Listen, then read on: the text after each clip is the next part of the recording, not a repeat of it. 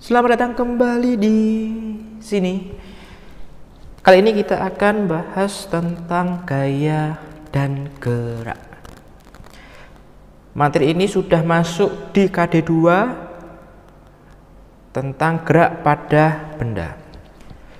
Untuk tahu apa yang akan kita pelajari dan kita harus mendapatkan informasi seperti apa, akan lebih mudah jika kita tahu peta konsepnya atau bahan-bahan atau materi-materi atau submateri-materi yang harus kita pahami. Jika dilihat di sini tentang gaya dan gerak, tentang gaya dan gerak dapat dilihat di channel YouTube maupun di website kami.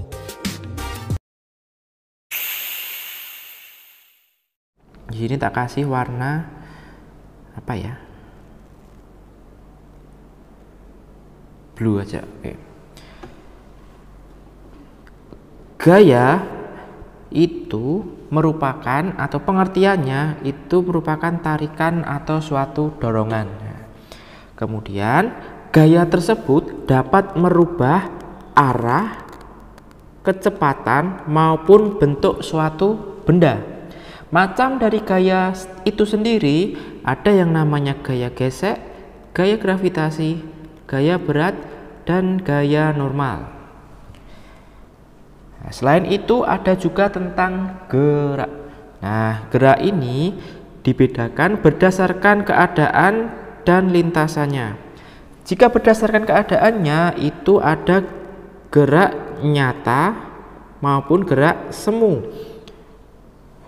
Kemudian untuk berdasarkan lintasan, nah kalau berdasar lintasan itu ada gerak lurus, gerak melingkar, dan gerak parabola. Nah untuk gerak melingkar dan gerak parabola nanti akan dipelajari ketika SMA. Nah untuk tingkatan yang lebih rendah daripada itu, untuk SMP maupun SD, nah itu gerak lurus. Nah, gerak lurus ini terbagi menjadi dua, ada yang namanya GLB, ya kan, sama GLBB. Nah, GLB itu memiliki ciri kecepatannya tetap atau konstan, sedangkan GLBB itu yang tetap atau yang konstan itu percepatannya.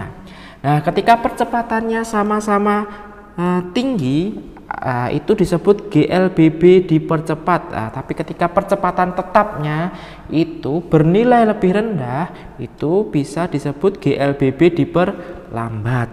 Nah berarti GLBB itu masih dibagi lagi, ada yang dipercepat, geraknya lebih cepat, makin cepat, atau GLBB diperlambat, gerakannya makin lambat. Nah itu hal-hal yang harus kita pelajari dalam gaya dan gerak.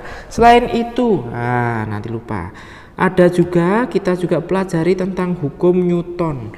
Nah, hukum Newton itu tentang apel yang jatuh, Sir Isaac Newton. Nah, bagaimana Newton itu duduk di bawah pohon apel, lalu ketibanan apel ya. Nah, dia berpikir lama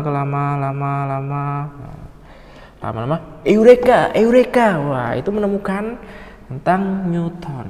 Nah, Newton ada hukum Newton 1, Newton kedua, dan Newton 3.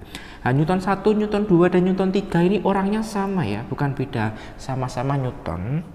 Hanya saja hukumnya dinamakan Newton 1 Newton, 2 Newton, dan 3 Newton. Bukan beda orang ya, bukan generasi Newton kedua, ketiga, bukan seperti itu. Oke, kita masuk ke materinya. Yaitu kita harus tahu tentang gerak berdasarkan keadaan ya. Benda bergerak terhadap titik acuan atau benda lain jika jarak atau posisi keduanya berubah. Nah dari pengertian ini dapat dilihat gambar kereta. Nah itu kereta apa? Kereta listrik. Jadi kereta listrik bergerak. Siapa yang bergerak? Kereta listrik terhadap apa? Terhadap titik acuan. Titik acuannya mana? Stasiun keberangkatannya. Nanti kereta listrik itu bergerak terhadap suatu titik acuan. Nah, titik acuan dari kereta listrik itu apa? Stasiun keberangkatannya. Bisa juga titik acuannya itu berubah, bukan lagi stasiun keberangkatan, tapi titik acuannya kita pilih saja ini. Nah, acuannya ini, dia juga bergerak. Ya, yang jelas ada titik acuannya. Gitu ya, dan posisinya menjadi berubah. Gerak itu bersifat relatif. Gerak suatu benda selalu bersifat relatif.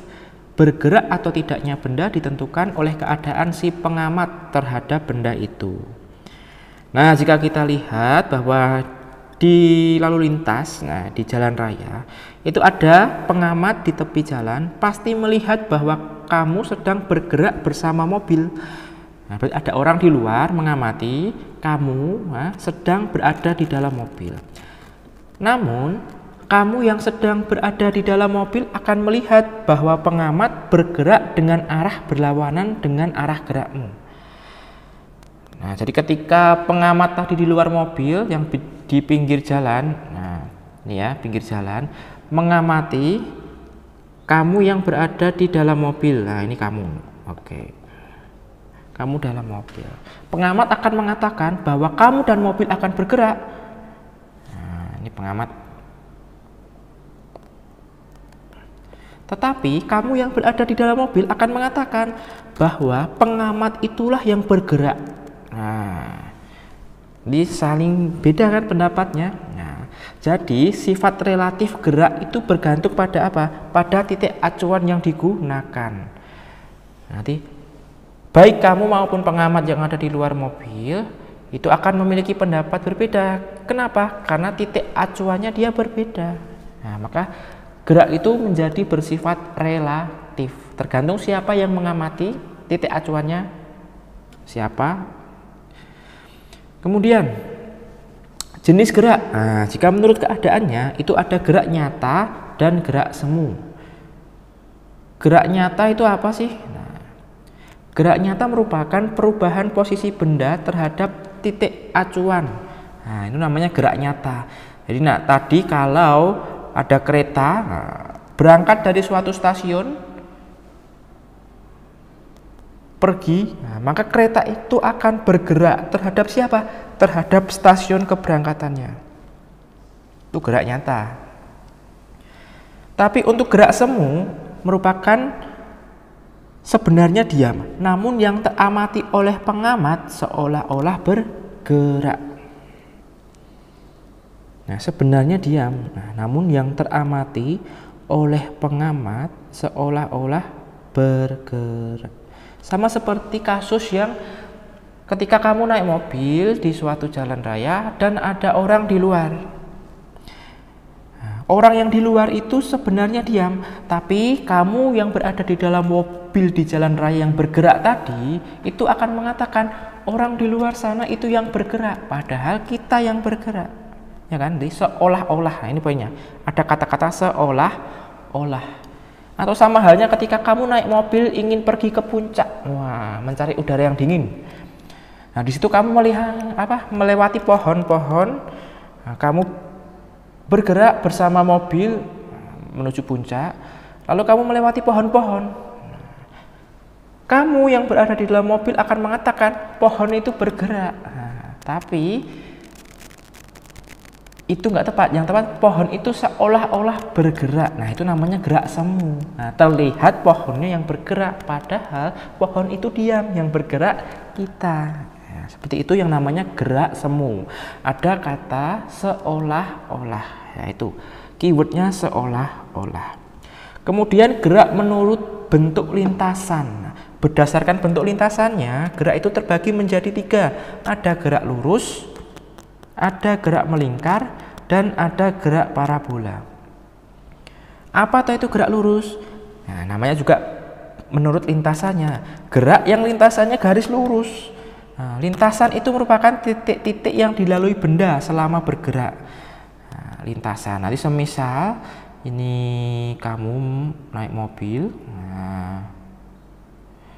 ya kan, di suatu jalan, jalan hitam aja ya, jalanan yang lurus. Nah, ini mobilnya mana tadi warnanya? Ada sopirnya. Ini knalpot asap warna apa? Asap hitam aja apa? Oke. Lintasan itu titik-titik yang dilalui benda selama bergerak. Lintasan itu loh, ini lintasannya itu nih. Nah, ini lintasan namanya. Lintasan. Gerak melingkar itu lintasannya berbentuk lingkaran. Nah, gerak benda terhadap pusat jari-jari, ya, pusat tetapnya jari-jari, atau posisi benda terhadap pusat yang berubah. Nah, jadi kalau digambar seperti ini. Nah, ini ada lingkaran. Nah, kemudian pusatnya tak kasih warna hitam. Nah, pusat. Ada bendanya tak kasih warna hijau di sini tadinya, ya kan? Lalu dia gerak bendanya gerak. Nah, dia berubah jadi di sini. Maka jarak benda terhadap pusat tetap, posisi benda terhadap pusat berubah. Posisinya tadinya di A, sekarang di B, gitu ya. Tapi jaraknya dari pusat ke A maupun dari pusat ke B itu apa? Itu sama, tidak berubah. Nah, gitu. Kemudian ada yang namanya gerak parabola. Nah, lintasannya ya berbentuk parabola. Untuk gerak melingkar dan gerak parabola secara lebih lanjut akan kita pelajari di SMA atau tingkatan yang lebih tinggi sederajat lainnya. Kita lanjutkan. Di dalam gerak itu kita akan memerlukan yang namanya kelajuan dan kecepatan. Ya kan, ada kelajuan sama kecepatan. Kelajuan itu jarak setiap satuan sekon, sedangkan kecepatan merupakan perpindahan setiap satuan second. Nah, beda ya, mana itu kelajuan, mana itu kecepatan. Nah, sebelum kita tahu kelajuan dan kecepatan, kita harus tahu apa bedanya itu jarak dengan perpindahan. Nah, kalau ada gambar seperti ini, kotak ya, kotak, ada huruf titik A, B, C, D. Nah, kemudian kamu bergerak dari titik A ke titik B. Nah, jarak A ke B ini berarti kita tulis saja jaraknya berapa? Enaknya 100 ya, 100 meter. Kemudian B ke C ini 50. Nah, oke. Ini juga 100 kan? Ini 50. Namanya persegi panjang kan? Oke. Nah, kalau kita kasih gambar seperti ini, berarti kalau geraknya dari A, B, C, D, kita start dari A. Nah, gerak A ke B, lalu gini, ada A ke B, lalu ke C, lalu ke D. Nah, berapa jaraknya? Ya tinggal kita jumlah. Berarti 100 tambah 50, ya kan? A ke B 100, B ke C 50, C ke D berapa? 100. Berarti jaraknya berapa? Jaraknya dia 250. Ini untuk jarak. Tapi kalau yang ditanya perpindahannya, pindahnya, tadinya dia di mana? Tadinya dia di titik A. Nah, tak pisah ya. Tadinya dia di titik A. Sekarang dia di titik mana? D. Kalau yang ditanya perpindahan, kita tinggal lihat awalnya di mana, akhirnya di mana. Awalnya A, akhirnya D. Ya udah. Antara A dan D itu berapa? 50. Nah, berarti perpindahannya itu 50. Nah, ini namanya perpindahan. Nah, beda ya. Jadi kita harus bedakan dulu mana itu jarak, mana itu perpindahan. Meskipun jarak dan perpindahan itu sama-sama nanti simbolnya apa? Simbolnya S. Nah, makanya jarak di sini akan digunakan untuk menghitung kelajuan. Nah, jarak dibagi waktu. Kemudian kecepatan, perpindahan dibagi waktu. Yang kita bahas tadi jarak, yaitu panjang lintasan yang ditempuh dalam satuan waktu. Nah, maksudnya apa tahu? Panjang lintasan itu ya seluruh. Nah, seluruh atau jumlah ya, jumlah seluruh atau jumlah. Tapi kalau perpindahan, perubahan kedudukan dalam waktu tertentu. Nah, kita lihat titik Nah, titik saja, titik akhir. Nah, dikurangin titik awal. Nah, titik akhir kurangin titik awal. Kelajuan tetap. Nah, apa itu kelajuan tetap? Kelajuan gerak tiap bagian jarak ditempuh dalam waktu yang sama. Namanya juga tetap toh, berarti waktu ditempuhnya sama. Kelajuan rata-rata bergerak menempuh jarak tertentu, tiap bagiannya tidak ditempuh dalam waktu yang sama. Nah, berbeda nih poinnya, tidak ditempuh dalam waktu yang sama. Kelajuan itu besaran skalar, nah, masuknya besaran skalar merupakan nilai besar dan satu satuan. Nanti kalau kita berbicara tentang kelajuan, itu hanya nilai besar atau nilainya saja, itu kelajuan. Makanya dia main apa? Jarak. Mau kemanapun arahnya, ya udah dihitung semua, karena kita mainnya nilai saja. Tapi kalau kita bicara kecepatan, itu akan masuk besaran vektor. Apa tuh maksudnya besaran vektor? Ada arahnya. Nanti semisal gerak ini ya, tadi ungu aja, ungu gerak ini ya. Nah, dari A ke D. Nah, berarti dia termasuk apa? AD. Kan ada arahnya. Nah, itu perpindahan itu vektor. Nah, makanya kecepatan karena dia perpindahan bagi waktu, maka termasuk besaran vektor. Kita perhatikan arahnya, awalnya di mana, akhirnya di mana. Tuh.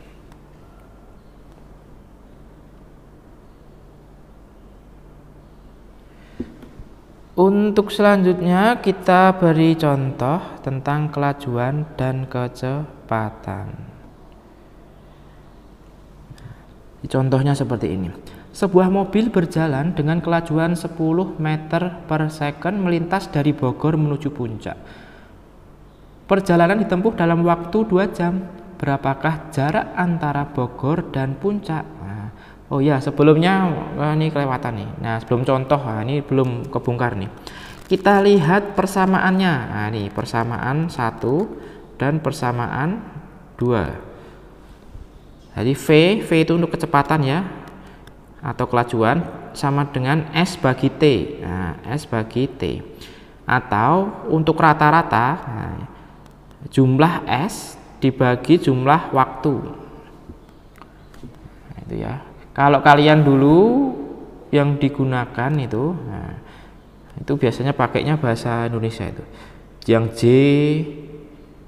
atau KW itu loh. Nah, itu sama. Jadi sama ini sama. Ya, kita lihat di contoh aja. Nah, berapa jarak antara Bogor dan Puncak ya, yang ditanya itu toh. Nah, sama. Aturannya gimana? Kita identifikasi dulu yang diketahui.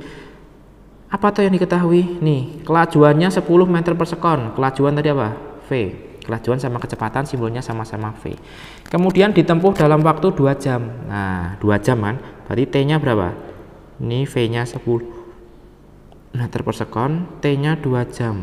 Nah, ingat, ini satuannya masih jam. Kita ubah dulu ke second. Harus kita ubah ke second. Jadi berapa?